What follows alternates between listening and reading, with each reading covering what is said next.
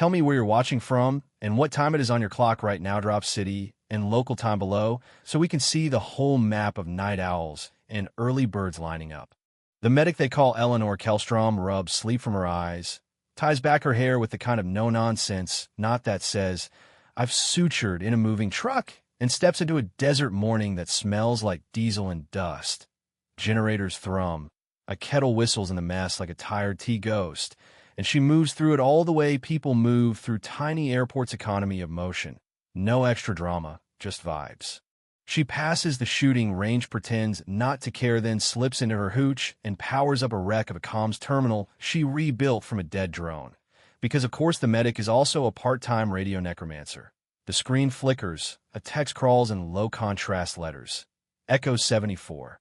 Overwatch vulnerability identified. Tomorrow's convoy, route compromised. She freezes heart, taps out Morse on her ribs, then exhales through her nose like she's cooling soup. You know what I mean? She prints the map, traces the eastern wadi with a pencil, and circles the blind spot so hard the paper goes soft. She brings it to Commander Colt Rock, who is carved out of the same material they use for cliff faces and parental disappointment. He listens, nods, thanks the medic, and shelves her warning like a maybe-later salad. It stings like getting friend-zoned by the safety brief, but she keeps her voice light, makes a joke about desert feng shui, too much sand energy, not enough living. Still, he sends her back to the lane marked medical only.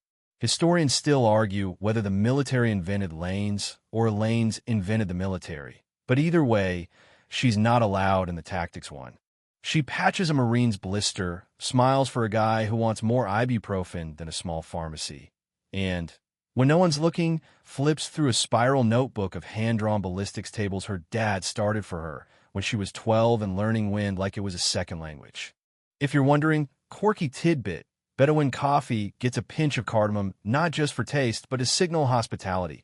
She files that with other desert truths, right next to the fun fact that your sweat can smell like pennies on the hottest day snow, extra charge for science. She cooks instant oatmeal so aggressively it qualifies as assault, then sits with the message again, the 4 words that flood her: tomorrow's route compromised. And somewhere far off, a supply convoy rattles like a bag of wrenches under a sky big enough to eat people whole.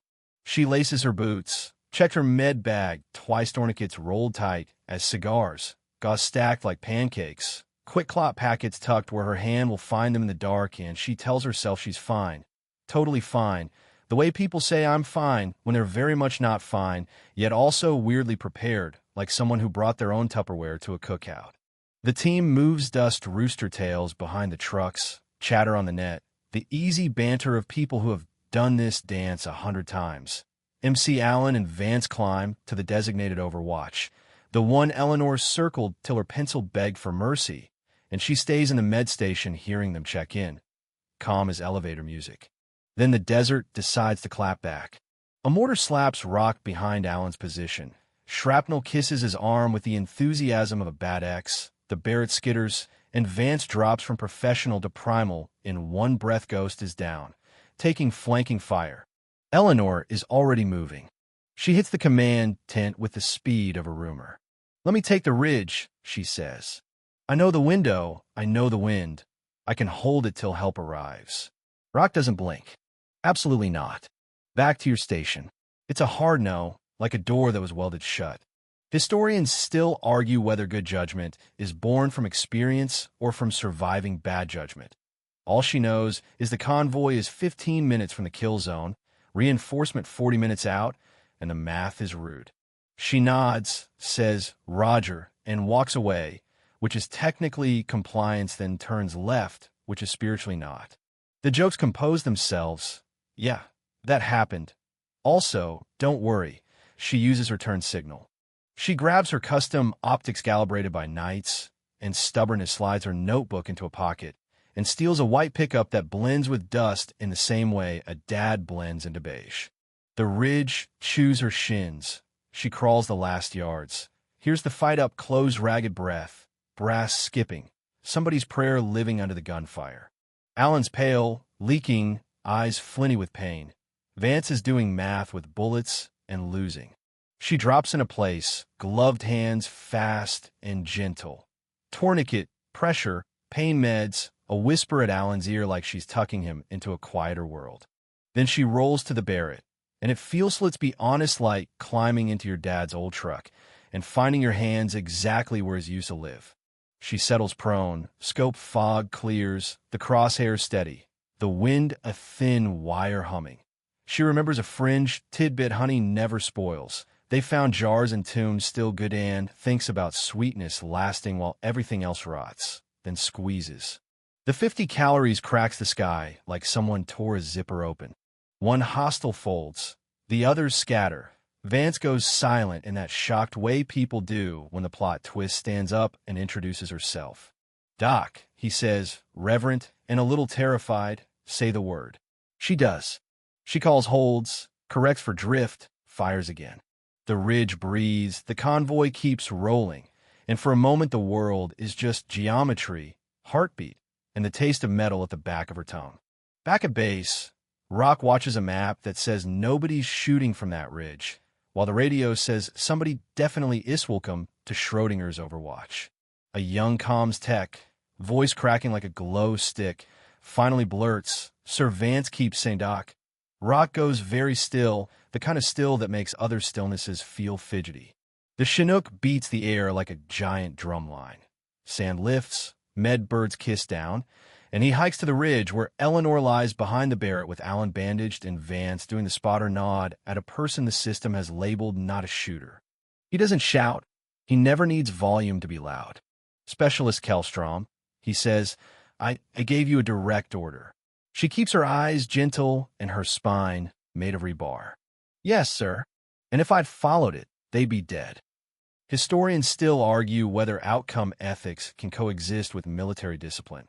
Out here, the only ethic breathing is the one that put 3 people on their feet. Rotor Wash peels the heat off the rock, and an unexpected visitor steps down from a Hello Colonel Tamsin rain, eyes like range flags in a crosswind. She walks past, rank the way rain walks past umbrellas, stops at Eleanor, and asks in a voice that wears zero perfume, "Did your father ever teach you the blade of grass trick?" Eleanor blinks, because that's like someone opening your childhood kitchen and making your favorite sandwich with the right knife. She nods. "Yes, ma'am." Ray nods back and something tilts. She orders a debrief on her terms, not an inquisition and audit of success. Alan speaks first, calls her the cleanest eye he's seen in 15 years. Vance admits they boxed her into kid sister, and that the box deserved the nearest dumpster. Rock clears his throat, announces he stands by his order. The Nina pivot, so clean you could shave with it, states that protocol failed while Kellstrom did not, and that he was wrong about lanes and right about results. "If you need a call back, remember that cardamom coffee?" The room tastes like that now sharp, warming, a new flavor sneaking into an old ritual. Fringe tidbit before verdict. In World War II, some pilots wore silk scarves not for fashion, but because silk prevented neck chafing against rough flight suits. Old solutions hide in plain sight. The panel drops charges, assigns her a dual role combat medic and tactical support specialist and green lights at formal sniper school, the above-board kind, with checklists and everything, not the 2 a.m. kind where your classmates are moths. That night in her hooch, the resurrected terminal blinks, and echo 74 types. They saw you. Now they know. She breathes, slow and long, lets the words find a chair, and watches the horizon become that purple band the desert wears when it's done being dramatic for the day. She knows the rules didn't break so much as flex, like an old hinge that finally got oil. Remember that honey in a tomb fact? Sweetness keeps. She'll keep too. Night leans in until the base lights look like patient fireflies, hovering, unafraid, and Heath is calm. Chatty narrator you've been trailing lets the pace slide down a gear, lets the sentences stretch, softer at the edges like fabric that's been washed and worn until it remembers every shoulder it has ever wrapped. Eleanor sits with a paper cup cooling in her palms, listening to the far hum of generators and the near hush of her own breath, and the whole place feels smaller, kinder, like a town after parade day, when the confetti is gone, but the echo of the band still floats somewhere above Main Street. She's not a headline tonight. not a lesson, not a warning. She is a person whose hands can close a wound and steady a barrel. And in the oldest dictionary, those are cousins, both words for keep someone here. In the dim, the ridge exists only in Memoria's shape, with one quiet stone where she lay and watched the wind talk to the scrub, a place that remembers her without asking for anything, which is a mercy. And mercy, despite its softness, is heavy enough to anchor a heart that has learned the rhythms of alarms and the mathematics of distance. She thinks of her father, of grass held in small fingers, of crosswinds counted in beats, and she lets that memory become a blanket that is neither too warm nor too thin, just enough. Out past the wire, stars give their ancient performance with zero concern for reviews. And if you listen carefully, there's nothing to fear in that, only the reminder that time is long, and humans are small, and courage is sometimes simply staying until the last necessary moment, and then staying one moment more. So sleep comes, not like a door slamming, but like a door being eased shut by someone who knows how to be quiet, and the desert, which has seen everything, nods once, as if to say, carry on.